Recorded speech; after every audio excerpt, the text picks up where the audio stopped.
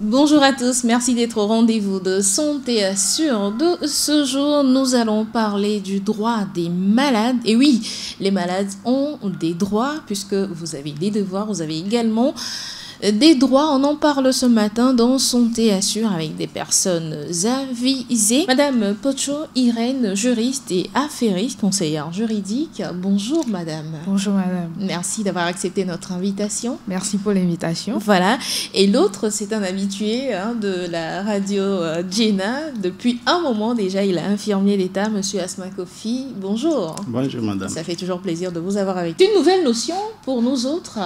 De savoir que les malades ont un droit. Alors, en grosso modo, qu'est-ce qu'on dira des droits des malades pour commencer? Merci. Pour commencer, disons que, comme vous l'avez souligné dès le départ, si on a des devoirs, cela voudrait dire également qu'on a des droits. Mais malade que nous sommes, parce que c'est vrai, si on dit un malade, c'est la personne qui souffre et qui est à l'hôpital. Mais nous tous, nous sommes des malades ambulants, on peut le dire comme ça. Oui. On ignore qu'on a des droits, alors que le droit fondamental d'une personne, c'est le droit à la vie. Donc, il faudrait que la personne sache que s'il a droit à la vie, c'est qu'il a le droit aussi d'être soigné. Bien sûr. Donc, ces droits-là, on les ignore, mais on va en parler. C'est pour cela qu'on est là d'ailleurs et on va en parler tout au long de l'émission. Alors, vous êtes également au courant que les malades ont des droits, monsieur Asma. Est-ce que vous leur appliquez ces droits? Est-ce que vous leur faites connaître ces droits-là dans votre hôpital? Oui, je pense en fait, comme tout professionnel, bien toute personne dans tous les domaines, nous avons des droits. Les malades ont des droits.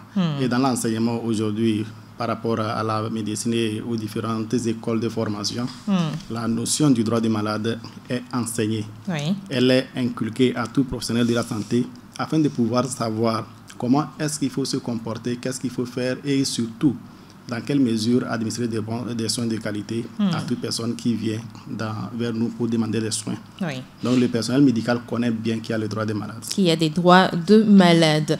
Alors, citez-nous ces fondamentaux, ces droits fondamentaux. Donnez-nous les droits fondamentaux donc des malades, des patients. La question est à qui veut la prendre, puisque je sais que vous maîtrisez tout le sujet.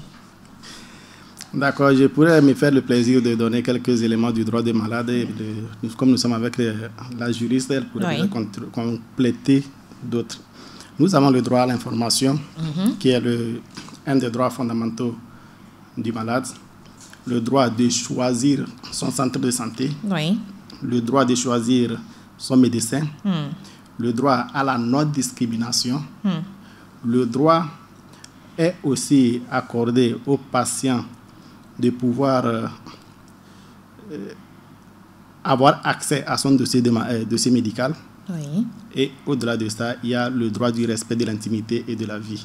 D'accord. Bon, je peux peut-être m'arrêter ainsi. Si peut-être... La parole au juriste pour compléter certainement ces droits-là. Je vais juste compléter quelques-unes. Il y a le droit à la prise en charge de la douleur, surtout à la fin de vie.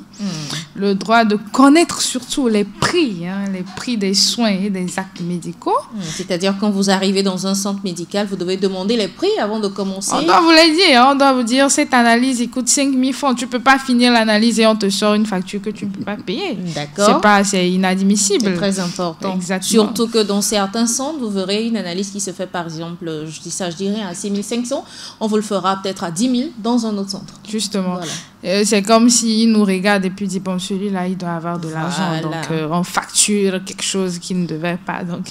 Et puis, il y a également le droit au secret médical. Je ne sais pas s'il a noté ou pas le secret médical. Il ne faudrait pas que ton médecin aille divulguer tes problèmes, surtout en cas de VIH, le dire à tout le monde, ça devient bizarre. Donc c'est ces éléments-là que je voudrais rajouter.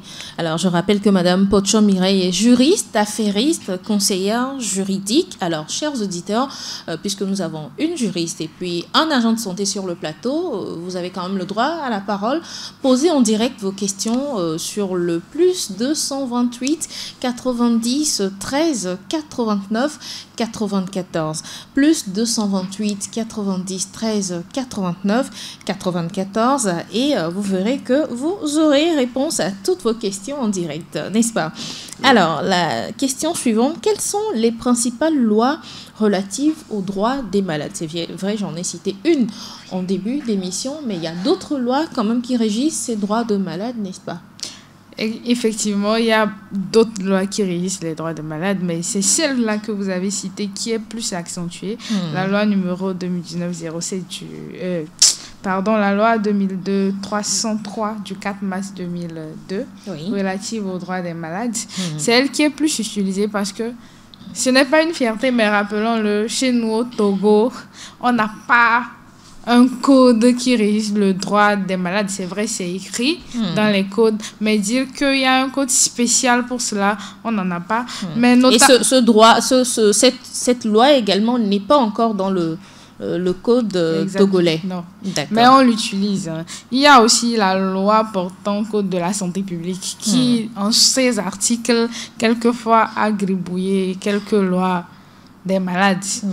Et même si on n'avait pas, rappelons que le médecin, il a fait le serment d'Hippocrate et tout, donc il est censé donner vie à la personne qui vient lui demander des services de santé, surtout qu'il va les payer, bien sûr. Bien sûr. Donc voilà, donc c'est les lois que nous pouvons et retenir. En plus, notons que dans le Code civil, à ces articles, il y a quelques notion de droit des malades également, parce que le code civil, lui, il traite de tous les domaines, en fait. Donc, il y a quelques articles portant sur le droit des malades. Et est-ce que, monsieur Asma, est-ce que vous prenez le temps de parler de ces lois à vos patients quand ils arrivent? Donc, merci beaucoup. Je pense, par rapport aux droits du malade, nous en parlons lorsqu'il y a occasion. Mais enfin, quand il y a problème. Bon, pas tous les jours dans les problèmes, mais peut-être à un moment donné, quand tu vois qu'il y a peut-être certains malades qui commencent par se plaindre par rapport à certains trucs, il y a certaines, on donne les informations, surtout lorsque l'information est assez nécessaire pour pouvoir amener la personne à prendre une bonne décision ou à chercher des bonnes informations ou à se défendre au mieux. Les informations passent ainsi. Mais dire qu'on va rassembler tout de suite les malades, vous installer peut-être dans une salle de conférence et puis commencer par développer les droits du malade, actuellement dans le système de santé, ce n'est pas encore ça. C'est vrai, au-delà des tests que Madame Mireille a déjà énumérés, il faut reconnaître qu'il y a par exemple la charte du malade aussi qui parle des droits du malade. Et du côté professionnel, il y a la déontologie médicale qui est là et qui aussi en parle davantage par rapport aux droits du malade. Ayant connaissance de toutes ces lois et toutes ces règles de vie des professionnels de la santé, même s'ils ne communiquent pas, ils les appliquent d'une manière indirecte pour pouvoir éviter que le malade ne soit brimé ou bien le malade soit triché sur quelques points que ce soit. D'accord. Donc, si vous arrivez dans un centre de santé, je crois que le mieux, c'est de prendre toutes les informations. C'est vrai que lorsqu'on arrive avec des douleurs, on pense d'abord à se faire soulager plutôt que de rentrer dans les choses juridiques. Mais après que le patient soit soulagé, il faut quand même qu'il prenne le temps de poser des questions, n'est-ce pas? Tout à fait. Mais je pense aussi que, comme nous sommes en train de le faire, si aussi d'autres médias pouvaient aussi continuer par sensibiliser la population par rapport à leurs droits, je pense que ça va être assez avantageux et pour le personnel médical et pour la population. Au-delà de ça, il ne faut pas attendre d'arriver à l'hôpital avant de commencer par chercher quel est mon droit, qu'est-ce que je dois faire. Mais plutôt, il faut avoir ces informations, il faut aller à l'information, chercher les informations avant de commencer, ou bien avant d'avoir peut-être l'occasion de se rendre dans un centre de santé. Dans un centre de santé. Oui. Alors, vous gardez la parole, monsieur Asma, pour nous parler du rôle du personnel soignant devant un patient qui arrive dans un centre de santé. Le tout premier rôle d'un personnel de santé devant un patient, c'est l'accueil. Après l'avoir accueilli, il faut l'installer, il faut l'écouter et puis recenser les données en lien avec sa santé, poser les diagnostics, faire des prescriptions qu'il faut. Et si c'est des urgences, dans certains hôpitaux, on a par exemple les chariots d'urgence où on peut tout de suite commencer par agir le temps que le malade nous honore les autres ordonnances pour continuer les soins. Donc, le rôle principal étant l'administration des soins ou bien le traitement des malades, le personnel médical est totalement disposé et prêt à pouvoir s'exercer dans ce sens. D'accord. Et est-ce que ce sont les est-ce que ce sont les bons gestes qu'il vient de nous citer là, Madame Pocho? C'est les bons gestes, mais la question c'est, je ne veux pas le frustrer, mais est-ce que c'est réellement ce qu'ils font, hein? C'est vrai, il a soulevé un point qui était intéressant, c'est aux malades d'abord de connaître ses droits. En tant que sujet, tu dois connaître les droits dont tu jouis avant de t'amener à l'hôpital. Comme ça, s'il s'avère que ces droits sont brimés, tu peux poursuivre le médecin traitant ou la personne qui t'a mal accueilli, parce qu'il y a le droit à l'accueil, hein, aux informations, à tout cela. Donc, tu pourras le poursuivre en justice. Mais étant togolais, comme on ignore nos droits, parce que c'est vrai, il faut le noter, hein, on a la lacune, on ne lit pas. On ne lit pas, ça c'est vrai. Voilà, on ne s'informe pas, donc on se lève comme ça, après on se plaint, je suis venu, le médecin il dormait, il regardait la télé, il ne m'a pas soigné, mais tu ne peux pas te plaindre parce que tu ne connais pas tes droits. Donc, voilà. Prière à nos frères médecins de bien nous accueillir, comme ils sont plus. C'est très important aussi, hein, j'allais le dire tantôt à Monsieur Asma, l'accueil souvent, surtout dans les hôpitaux publics, est très dérisoire. Je ne voudrais pas donner mon cas précis, mais pas plus tard qu'il y a 2 semaines, j'ai encore vécu ça dans un hôpital de la place publique. Je ne voudrais pas situer un hôpital pour faire la mauvaise pub de cet hôpital, mais la dame, carrément, il s'en est fallu de peu qu'elle me dise, mais madame, retournez chez vous, quoi. Tout à fait. Le problème de l'accueil est réel. Tous les professionnels de la santé, dans les centres de santé, à connaissance. Et je crois aujourd'hui, toutes les autorités ont connaissance de ce problème-là. Et depuis un temps, dans les réformes récemment entreprises par le gouvernement, le système de santé est en train d'être revu dans ce sens. Et nous osons croire que dans un avenir proche, tous ces problèmes-là vont changer. Donc que la population ne soit pas désespérée par rapport aux petits, j'ai dit, les petits mots de l'accueil, mais c'est en cours d'amélioration. Ça va aller. Ça nous importe vraiment, hein? Oui, j'espère que les autres agents de santé sont à l'écoute et qu'ils vont également en parler dans leur centre, parce qu'il ne suffit pas que ce soit dans un centre, surtout qu'il y en a qui interviennent que dans des centres privés, et donc là-bas au moins, bon, on sait que c'est le patient qui amène son argent pour qu'on puisse survivre, et là au moins il y a un peu de respect. Dans les autres cas... Je suis parfaitement d'accord avec vous. Par définition, un bon accueil réservé à un client qui arrive dans un centre de santé est à moitié guéri. Oui. Donc, le personnel de santé ayant connaissance de cette disposition commence par quand même appliquer. C'est vrai qu'entre-temps, il y avait quand même une lâcheté dans la prise en compte de l'importance de l'accueil. Oui. Je ne pouvais pas donner une raison. Mais je pense, entre-temps, on avait déjà parlé, lors d'une émission, on avait déjà brossé les différentes difficultés que les centres de santé traversent en matière de personnel et d'équipement. Et qu'aujourd'hui, je pense s'il faut vouloir aller donner des raisons, on ne va pas vraiment finir aujourd'hui de discuter. Parce on va juste attirer l'attention des uns et des autres. Je précise que vous faites partie d'une association. Est-ce que ça rentre également dans le cadre de vos prérogatives dans l'association? Oui, que dans les prérogatives de l'association, peut-être l'association professionnelle qui est la NITS, je pense au niveau des infirmiers, les sensibilisations se font régulièrement pour pouvoir amener le personnel infirmier à mieux accueillir. Et je crois aujourd'hui, tous les infirmiers connaissent l'importance de l'accueil. Et même si dans les hôpitaux, quand un malade est admis, tout de suite, n'importe quelle personne l'accueille, on met ça sous le dos de l'infirmier. Mais bon, l'infirmier, nous sommes comme ça, nous acceptons aussi, parce que nous sommes là pour soigner et on ne va pas se mettre aux critiques. Oui. Mais on accepte et puis on avance. Mais je dis simplement que tous les infirmiers ont quand même le BABA pour pouvoir réserver un bon accueil. À tous les malades qui s'adressent à eux. D'accord. Alors, parlez-nous des droits des patients à accéder à leur dossier médical personnel. Un dossier médical personnel, c'est-à-dire, bon, disons, ça c'est... Il y a 2 types de dossiers médicaux. Il y a le dossier médical personnel, c'est-à-dire, bon, disons, ça c'est... Il y a 2 types de dossiers médicaux personnels. Il y a le dossier médical personnel, c'est-à-dire, bon, disons, ça c'est... En Europe, je vais prendre un exemple. Tu as ton médecin traitant, ton médecin personnel, il a ton dossier médical. Quand tu vas du premier jour de ta naissance jusqu'à l'âge réel, il sait de quoi tu souffres, il connaît tes maux, tes allergies et tout. C'est ça ton dossier médical. Donc, des fois, tu peux vouloir le consulter, voir ce qui ne va pas. D'ici là, intervalle de 2 ans, est-ce qu'il y a des choses qui ont changé? Est-ce que des maladies sont parties? Mais chez nous, par contre, chez nous, quand tu viens aujourd'hui, tu trouves Monsieur Asma, il te soigne. Demain, tu vas, c'est Madame Awa qui te soigne. Du coup, il n'y a pas réellement un dossier médical qu'on peut te sortir comme ça, si ce n'est si, par hasard, tu as été hospitalisé durant des mois.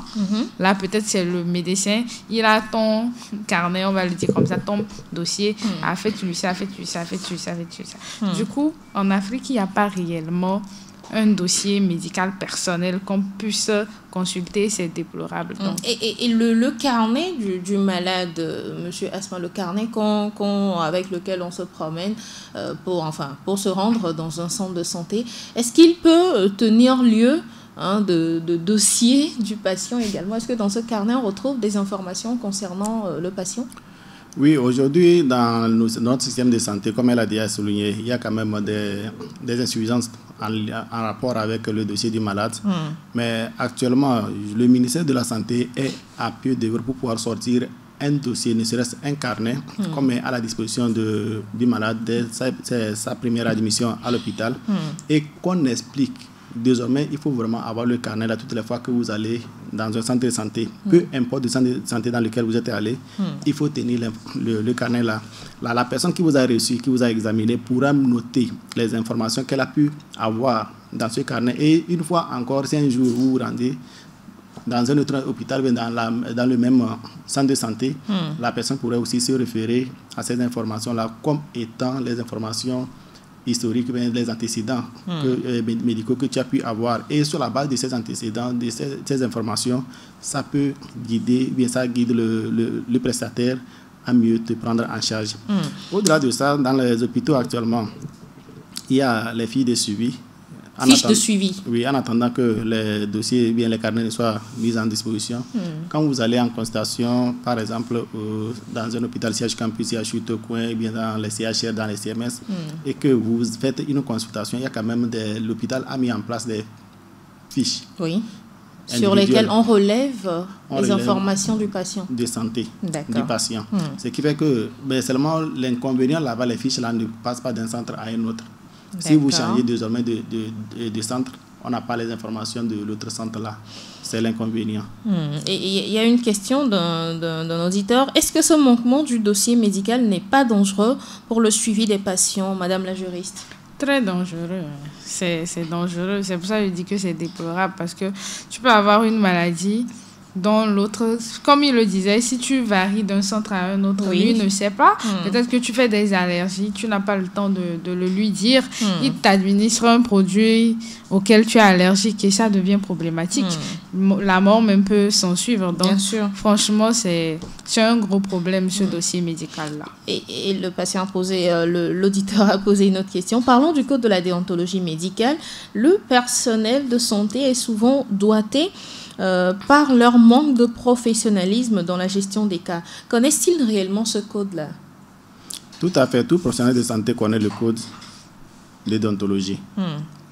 Bon, je ne sais pas par rapport à quoi l'intervenant voulait, qu'est-ce que l'intervenant voulait vraiment doigter. Puisqu'on a parlé de la loi qui régit donc le droit des malades en début d'émission, il se pose la question de savoir, est-ce que véritablement tous les agents de santé sont au courant de cette loi, de cet accueil qui doit être réservé aux patients? Ils sont au courant quand même? Tout à fait. Même ceux du public?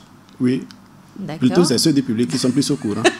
Mais c'est les lacunes là, c'est là qu'on retrouve plus les lacunes. Voilà, on nous dira qu'ils sont mal payés ou ils travaillent trop, je ne sais pas exactement. Oui, je pense qu'il y avait déjà brossé ce point disant qu'en fait le problème de l'accueil est tellement criard dans les hôpitaux, surtout les hôpitaux publics, et qu'aujourd'hui tout le personnel de la santé a conscience de ce problème là.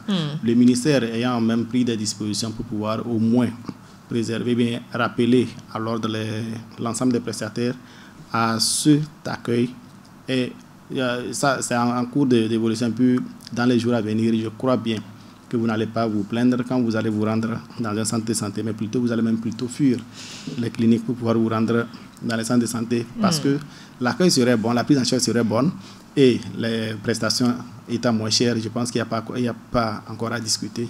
Nous sommes là pour vous accueillir. Pour du coup, il faudra quand même insister là-dessus. C'est pour ça que je disais, je ne sais pas si votre association ISCOM intervient également sur le sujet. Donc, il faudra passer dans les hôpitaux publics, faire des sensibilisations en plus. Hein.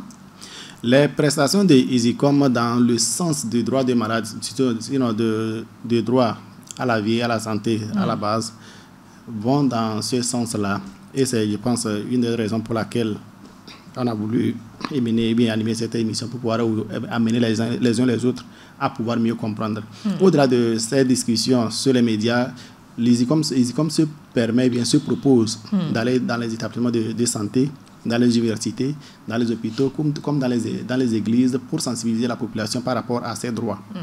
Surtout en matière de la santé, puisque ISCOM c'est dans la santé, en matière de la santé, ISCOM se propose ainsi d'amener les populations à connaître la majeure partie de leurs droits et éventuellement faire aussi établir un pont entre le droit et le secret. Tout de suite, la juriste dans son intervention parlant de droit a donné un exemple, le droit au secret. Oui, le droit au secret professionnel, ça c'est un droit légitime du malade. Mais il y a aussi, dans la déontologie, il y a quand même certaines dispositions qui amènent le professionnel de la santé à déroger du droit du malade. Je prends un exemple. Dans la garde du secret médical, il est dit, ce que je découvre chez le malade et que le malade m'a confié, ça doit rester à mon niveau. Bien sûr. Ça, c'est une bonne chose. Maintenant, vous êtes venu consulter chez moi, j'ai fait les bilans, le technicien a techniqué, il m'a envoyé les résultats et puis je trouve que vous avez Covid-19. C'est un secret parce que ça vous concerne. Bien sûr. Je suis censé garder ce secret-là. Mais en retour, en gardant ce secret-là à moi seul, tous les prestataires et tous les autres prestataires qui vont venir chez vous n'auront pas à prendre des dispositions pour éviter de propager la maladie. Ce qui fait que il y a cette dérogation lorsqu'il s'agit des maladies, par exemple, graves, bien contagieuses, bien dangereuses, par rapport à l'ensemble de l'équipe. Oui. Il faut partager certaines informations avec les membres de l'équipe qui aussi sont informés que c'est un secret partagé, que ce secret ne doit pas sortir. Et pour pouvoir juste protéger l'ensemble de l'équipe. Donc, si par exemple tu as Covid, par exemple tu as le VIH, étant dit qu'on va soigner, toute l'équipe va te soigner, il y a quand même les informations. Cette dérogation-là qui est faite pour que les autres membres de l'équipe puissent avoir l'information pour ne pas s'exposer au risque. À la maladie. Oui. D'accord. Et est-ce que lorsque les patients arrivent pour se faire consulter, vous leur parlez également, je ne sais pas, des conditions dans lesquelles ils seront installés, les frais par exemple, je parle de l'hospitalisation, les frais de consultation, vous prenez le temps d'en parler avec eux? Les informations sont généralement données aux patients, mais ce n'est pas dans les centres publics. C'est pas systématique. Qu'à l'entrée, on va t'appeler, on va te dire, OK, voilà, tu es hospitalisé, tu auras tel nombre d'analyses à faire, voilà le coût des analyses, telle analyse coûte ceci, ou bien l'hospitalisation, voilà ce que ça coûte. Non, ce n'est pas toujours comme ça. C'est vrai qu'il y a, par exemple, les surveillants de services qui, de temps en temps, passent bien, appellent les parents pour pouvoir leur donner les informations en lien avec l'hospitalisation. Mais les informations en lien avec les analyses, généralement, c'est les prescripteurs des analyses qui leur donnent l'information. D'accord. Donc, les modalités, maintenant, je pense que déjà à l'accueil, vous pouvez déjà donner ces informations. Je prends l'exemple d'un patient qui se fait accompagner d'un parent. Dès qu'on commence par s'occuper du patient, on peut quand même donner ces modalités à l'accompagnateur du patient, n'est-ce pas? Oui, ça c'est faisable. C'est faisable. C'est faisable. Ça doit être inscrit, je pense. Et c'est faisable. Et là, les informations, dans ce cas, le personnel médical pourrait faire la part des choses par rapport aux informations à donner à l'accompagnant et les informations à donner aux malades. Étant dit que les informations liées au dossier médical concernent le malade, ces informations ne doivent pas sortir et aller chez quelqu'un d'autre. Même si c'est les informations en lien avec les trucs administratifs. Mais là aussi, il faut nuancer. Quand je prends par exemple un compte rendu d'une expertise de suicide qui est selon les degrés, un secret pour la personne et que vous allez dire à l'accompagnant, vous savez, vous devez payer la prestation en lien avec le certificat médical d'expertise, et l'accompagnant va demander c'est quoi, il va dire c'est un certificat médical d'expertise dans le cadre de suicide. Alors que le parent a accompagné juste son enfant, bien son voisin, parce qu'il a vu en train de gaspiller, en train de souffrir dans sa chambre. Oui. Et maintenant, vous lui dites que non, c'est un certificat médical dans le cas du suicide. Vous êtes en train d'une manière ou d'une autre, livrer le secret. Là, c'est là que j'ai dit, les informations, on peut en donner, mais il y a certaines informations, il faut vraiment choisir à qui les donner. Et à quelles informations et documents le patient a-t-il droit, Madame Pocho? Le patient lui-même. Oui. Moi, je pense que, en tout cas, le droit l'a si bien dit, il a le droit à avoir son dossier médical. Ça, c'est primordial. Hein. Également, avoir accès au prix. Voilà, je mets l'accent sur le prix. Parce qu'on ne peut pas faire une analyse dont on ignore le prix. Donc, moi, je pense qu'il faudrait qu'à un moment, les hôpitaux fassent un peu comme les restaurants. Hein. Qu'on puisse avoir... Je vais le dire comme ça, mais le menu de ce qu'on vient acheter à l'hôpital. Bien sûr. Qu'on sache que cette analyse, il a 5 000 francs, celle-ci est... Donc, quand tu viens, on te donne cette information. Comme ça, si tu ne peux pas... Ou même comme on le fait parfois dans des boutiques, vous affichez les prix dans les pièces où le patient sera installé. Voilà, cette cabine-ci, elle est à 10 000, celle-là, elle est à 2 000, comme ça. La personne sait ce qu'il vient consommer. OK. Pour ça, je pense que vous avez totalement raison, mais je pense aussi dans les hôpitaux, le problème là est résolu, dans ce sens qu'il y a le service des admissions qui se charge de communiquer les prix de tous les actes qui se passent à l'hôpital. Si vous arrivez dans un service ou dans un hôpital et vous avez besoin des informations, peut-être que vous les avez pas encore eu à temps et que vous voulez les avoir, adressez-vous au service des admissions. Ils vont vous donner les informations en lien avec ce que vous demandez. Si c'est les analyses, d'amener le bulletin, ou bien demander-leur, ils vont vous communiquer les prix. D'accord. C'est cette organisation qui est là dans les centres publics actuellement. Si je peux me permettre, donc on doit te prescrire l'analyse avant d'aller à l'admission, demander le prix, revenir. Tu vois pas qu'il y a des tracas. Voilà. En ce moment-là, le patient, il souffre déjà, il va pas faire tous ces allers-retours.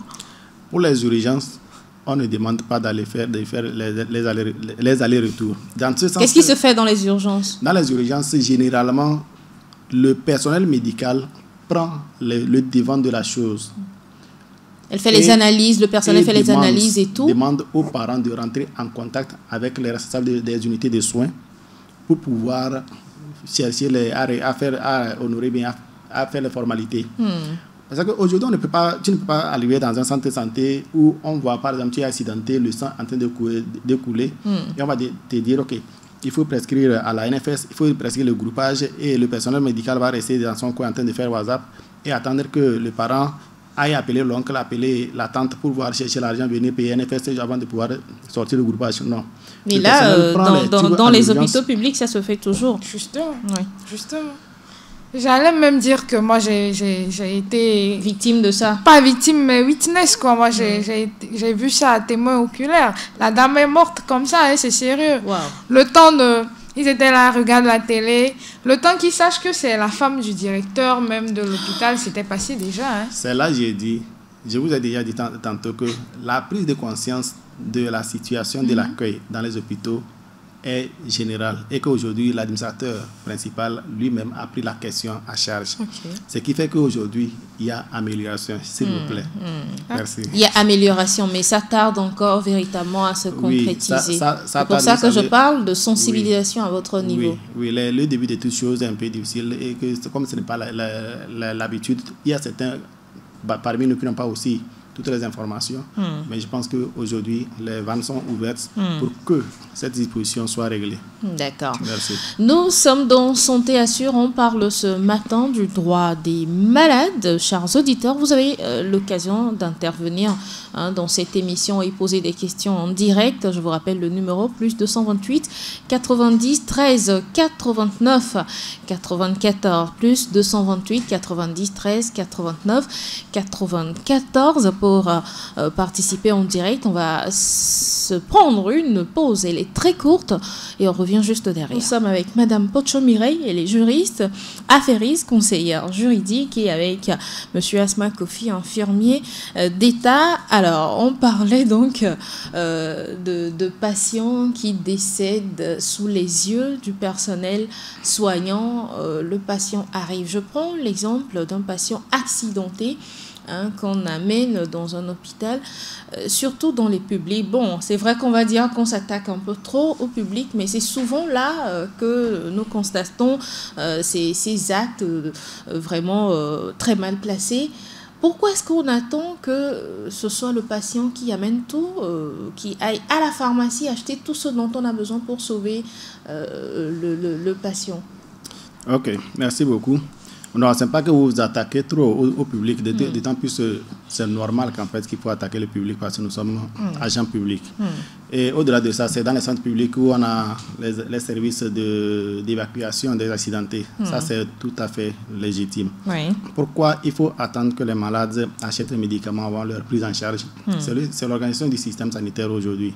On n'a pas, dans les centres de santé, il n'y a pas les chariots d'urgence. C'est vrai que la plupart des prestataires, nous sommes en train de faire des plaidoyers, de faire des suggestions aux différents responsables afin de pouvoir mettre en place des chariots d'urgence. Les chariots d'urgence, c'est un équipement constitué des matériels de soins en urgence à mettre à la disposition du service d'urgence. Et quand vous arrivez, en attendant que les parents, ou bien les parents arrivent, fassent les formalités, bien arrivent même, au moins qu'on puisse utiliser un peu de ce matériel pour pouvoir faire les soins. Mais toutefois, selon l'organisation des services, on peut utiliser et arriver, on va peut-être vous demander d'acheter, reconstituer encore les éléments de ce chariot-là afin de pouvoir aussi s'occuper de quelqu'un d'autre qui viendra après. Mais il est aussi à noter que au départ, il y avait ça. Mais aujourd'hui, même quand tu vois certains services qui s'organisent à mettre en place ces matériels-là avec l'aide des délégués médicaux, lorsqu'on utilise et on demande par exemple à un parent d'acheter, on va restituer, tout de suite va te dire non, que le gouvernement vous a donné les choses gratuitement et puis aujourd'hui vous venez réclamer qu'on puisse acheter, déposer.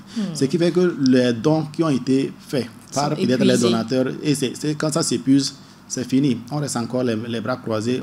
Qu'est-ce qu'on fait? On n'a plus de force. On ne va pas utiliser les miettes que nous avons pour nos différentes familles et pour subvenir aux besoins de nos différentes familles, aller acheter tous les matériels et venir mettre à la disposition de la population. Et d'ailleurs, ça ne va même pas suffire. Dit comme ça, il n'a pas tort, hein, Madame Pocho. Oui, dit comme ça, il n'a pas tort, c'est vrai, mais quand même, moi, je trouve que le gouvernement y est pour quelque chose. Hein.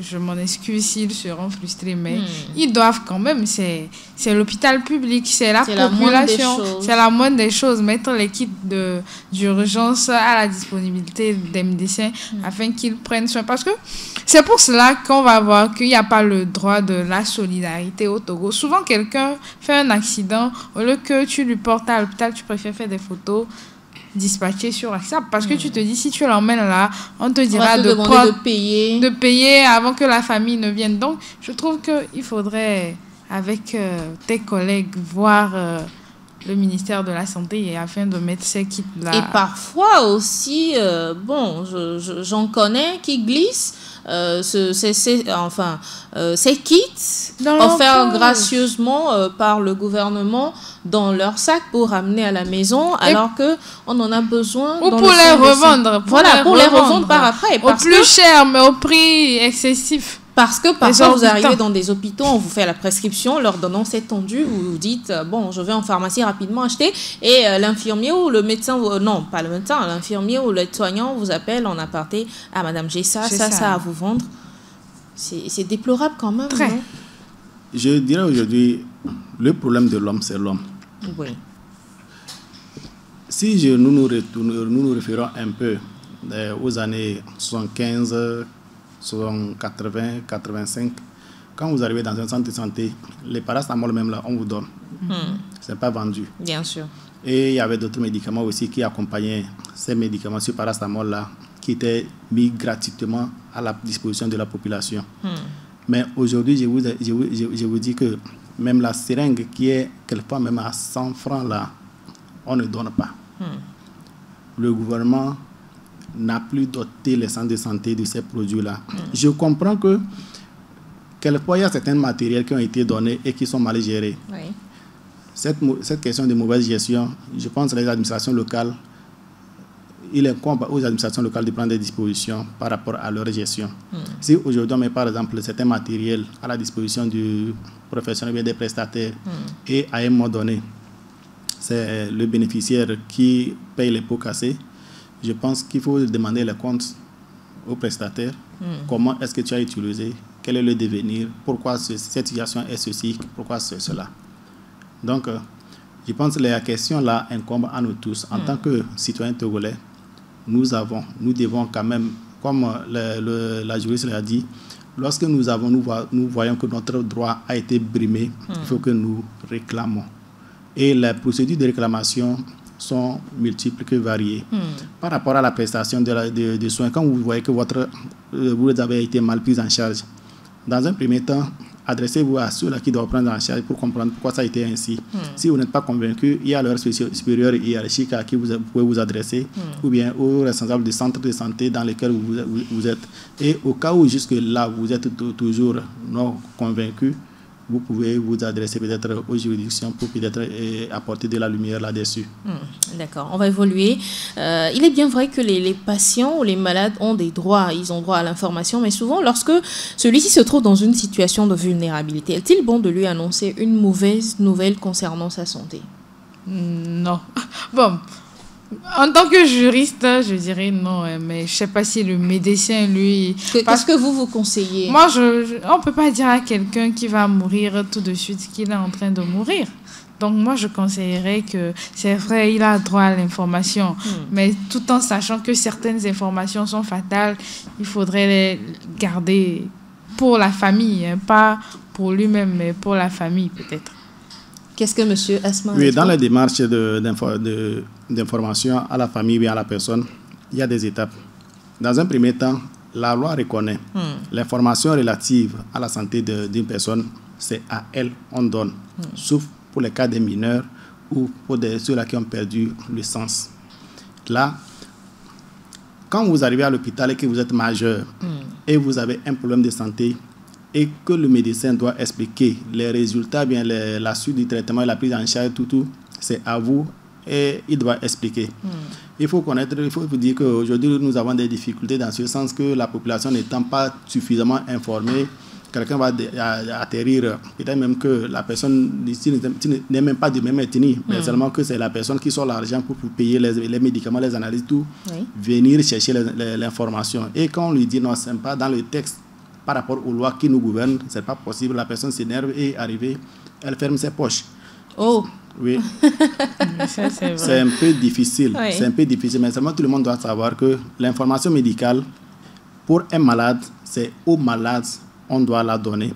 Et au cas où le malade dit tout ce qui me concerne en matière de secret médical, vous pouvez dire à telle personne, le malade désigne la personne et si elle a à mesure d'écrire, on peut même lui demander d'écrire. Au cas contraire, le médecin reporte l'information que le malade a donnée, c'est-à-dire la dérogation que le malade a donnée dans le dossier du malade pour demain.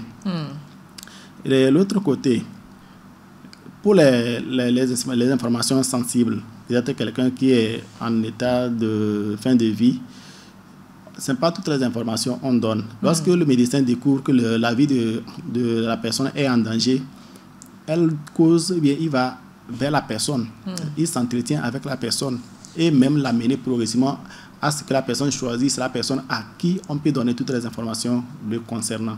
Sinon, on peut te regarder mourant et venir te dire que voilà, tu meurs dans 2 heures. Ça ne se fait pas. Ça, c'est vraiment contribuer à la mort de la personne. En tout cas, il va mourir directement. Maintenant, pour les enfants mineurs, l'information est donnée systématiquement aux parents biologiques. Ce n'est pas aux tuteurs, aux parents biologiques. Que tout le monde aussi comprenne ça. Je ne sais pas parce que je suis la tante, je suis le neveu, je suis l'oncle que je dois donner, on doit me donner l'information. Non, c'est aux parents biologiques.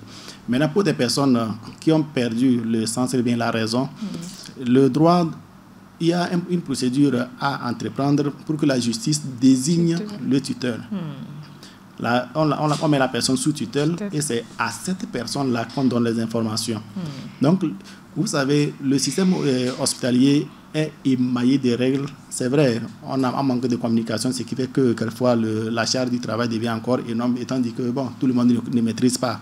Comment est-ce que ceci doit se faire? On commence par s'énerver parce que j'ai voulu avoir l'information concernant telle personne, puis on refuse. Non. On ne refuse pas volontiers, on refuse parce qu'on sait qu'il y a des textes et que voilà, les textes nous obligent à ne pas divulguer toutes les informations. D'accord. Merci.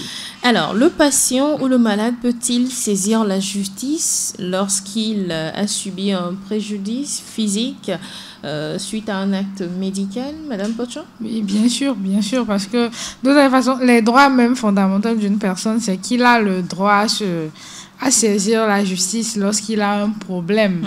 Du coup, c'est tout à fait normal, naturel même, qu'une personne malade puisse saisir une juridiction compétente dans la place. Parce qu'on ne peut pas te maltraiter à Cara et puis je dis n'importe quoi et tu viens saisir une juridiction de Lomé, c'est pas possible. Donc, tu saisis la juridiction dans ton contrée, celle qui est compétente là-bas, et tu expliques ce qui n'a pas marché, acquis de droit.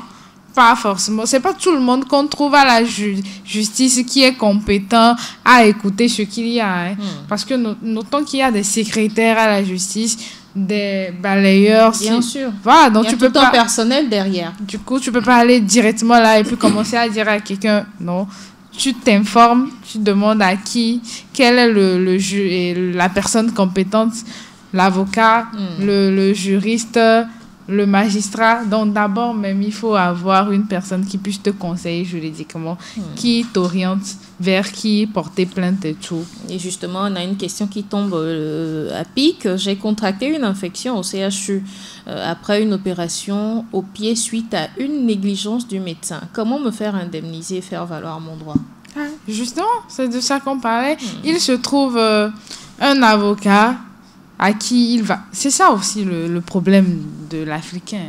On préfère aller vers les huissiers, les notaires, alors que leur... C'est par une négligence, je ne sais pas. Moi, je vais pas dire négligence, mais manque d'information. Parce que, par manque d'information. Oui, comme c'est dit, huissier, notaire, comme il est dans le droit automatiquement, c'est lui qui peut résoudre... Mais c'est pas normal. C'est peut-être parce qu'on pense qu'en ayant recours à un juriste ou à un avocat, ça va revenir plus cher. Les honoraires de ce dernier, on ne pourra pas payer, donc on préfère se réfugier. Si elle doit se faire indemniser là-bas, c'est à coup de... C'est une somme colossale. C'est une somme colossale, donc elle peut couper enlever quelque chose et donner... Oui. Donc, mes chers amis, mes frères togolais, c'est pas l'huissier, c'est pas le notaire. Le notaire, il est là quand c'est des trucs de terrain, voilà. L'huissier, lui aussi, il est là dans sa compétence. Ça, là, tu vois un juriste qui te conseille comment faire. Tu n'as pas forcément besoin d'un avocat, un juriste qui connaît le droit, qui t'explique comment t'y prendre, et après tu vas tranquillement voir la justice, parce que c'est ouvert à tout le monde, et tu te poses plainte là-bas. Je suis curieuse de voir même si la personne va le faire ou pas, comme ça au moins ça va changer. Pour une fois, ça peut changer quelque chose dans le pays. Oui. Les patients ont-ils le droit de faire des grèves comme le personnel de santé? Disons que la grève, toute personne a le droit de faire une grève quand elle est mécontente d'un service donné ou de quelque chose dans le pays. Donc, c'est un droit fondamental d'une personne, le droit à la grève. mais à la grève pacifique. Pas aller casser l'hôpital quand même. On ne peut pas casser l'infrastructure, non. Donc, le malade, dans ses droits, le droit de gréver. Mais gréver contre qui? Comment surtout? Tu grèves, on ne te soigne plus. Tu vas mourir. C'est pas comme si en Europe, le malade, il peut dire, je fais la grève de la faim. Je fais la grève. Et tout de suite, on vient, on s'en occupe. Oui. Alors que chez nous ici, tu fais la grève et puis le médecin, lui, il est content. Cadeau, hein. Parce que, lui, il ne va plus travailler. Il va se reposer, regarder sa télé tranquillement. Donc, c'est toi qui vas mourir.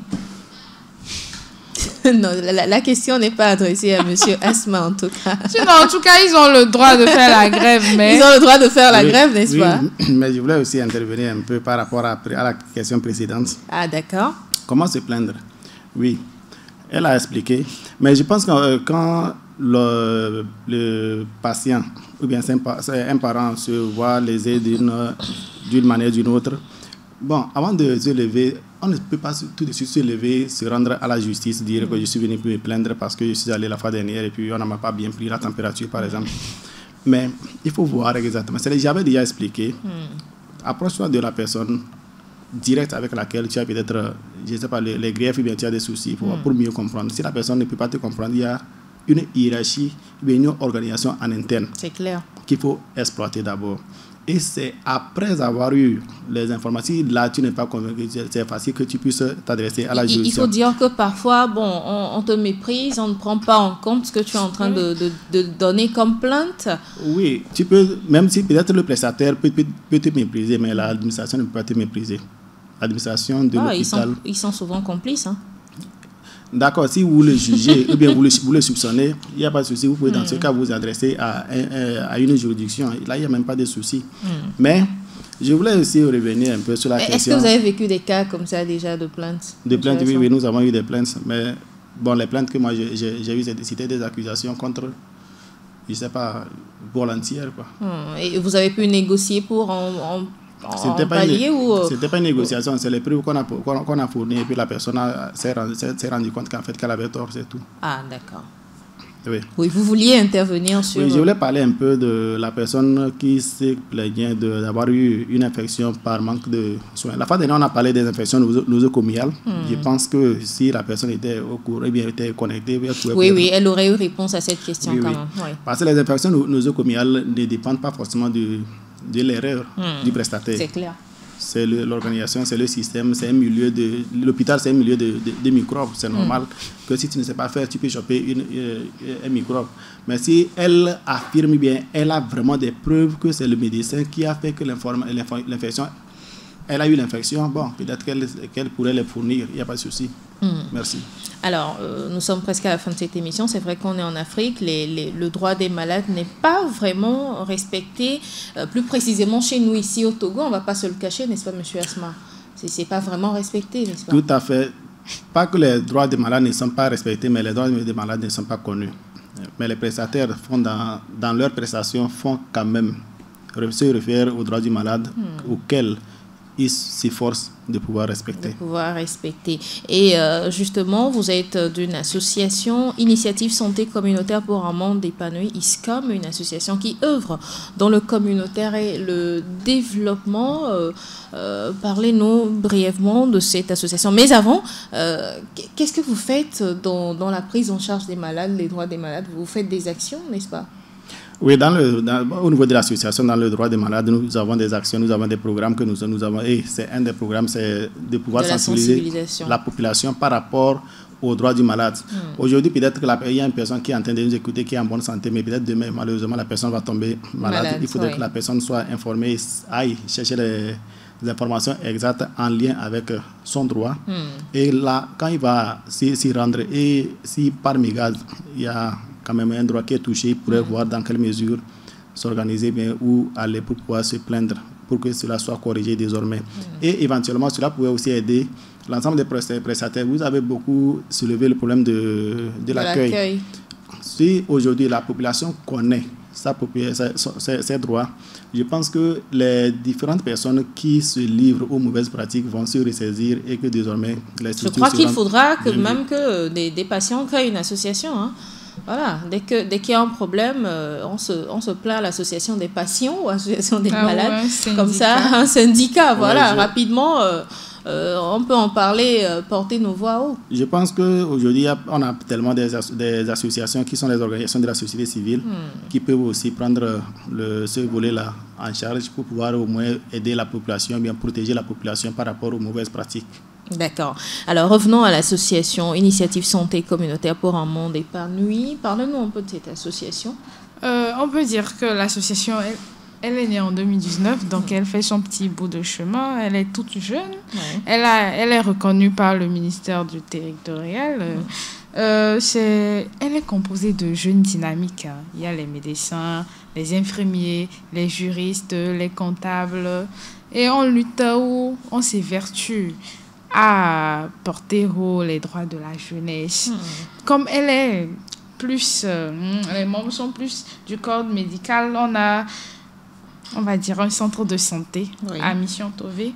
Elle est située là-bas, et effectivement, elle est basée là-bas dans la préfecture de Zio. Donc, son siège se trouve dans le quartier La Paix, un peu avant l'entrée de Mission Tové. Et si on peut dire ce qu'on a eu à faire, tout dernièrement, on a fait des émissions sur des radios concernant la COVID-19 et les conséquences qu'elle a dans la société. Aussi, avant, on a eu à faire des formations, on a formé des femmes sur la gestion et des entretiens des jeunes dans les quartiers écoles. On a aidé même un enfant à se faire opérer parce qu'il a été mordu par un léopard. Waouh! Oui, on a fait ça. Donc, on a beaucoup d'activités à notre actif, beaucoup de choses qu'on a eu à faire qu'on ne peut pas tous les citer ici. Ceux que j'ai cités. Et n'importe qui peut se référer à vous, peut appeler l'association en cas de problème. Tout à fait. L'association étant une association des personnes humanitaires, toute personne peut s'adresser à l'association. Il faut reconnaître que nous sommes plus basés dans le développement communautaire. C'est-à-dire les soins de santé, bien le problème de santé, les problèmes de développement, tels que l'éducation, les actions sociales, l'entrepreneuriat, tout ça, là, bon, nous y intervenons. Et qu'aujourd'hui, nous avons eu la grâce d'avoir un partenaire, l'USAID, qui nous a accompagnés dans un projet que nous avons pu piloter dans 3 préfectures, la préfecture de Golfe, la préfecture de Zio et la préfecture de Yoto. Ce projet est en cours et bientôt va prendre fin. Et par rapport à ce projet, il faut dire que plusieurs actions ont été menées. Du côté des leaders religieux, des personnes influentes de la société, nous avons eu à donner des formations en matière de remédiation, en matière de détection et de gestion des fake news et d'autres actions par rapport aux subventions, aux aides que nous avons apportées aux écoles, aux églises et puis aux ménages en matière des éléments pour pouvoir se prémunir contre Covid-19. Et au-delà de ça, parlant de la prise en charge dans le domaine des malades, nous avons eu à prendre en charge un enfant, au-delà de celui que la dame vient de signaler, des enfants malformés, des enfants malformés pour les opérations.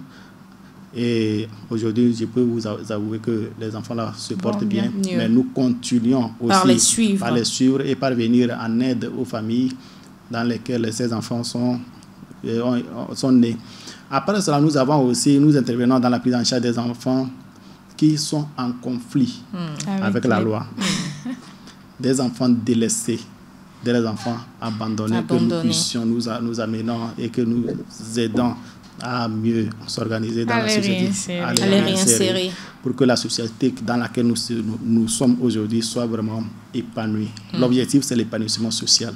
D'accord. Merci. Merci beaucoup à vous, Monsieur Asma Kofi, Madame Pocho Mireille. Je rappelle que vous êtes juriste, affairiste et conseillère juridique et vous faites également partie de l'association ISCOM, Initiative Santé Communautaire pour un monde épanoui.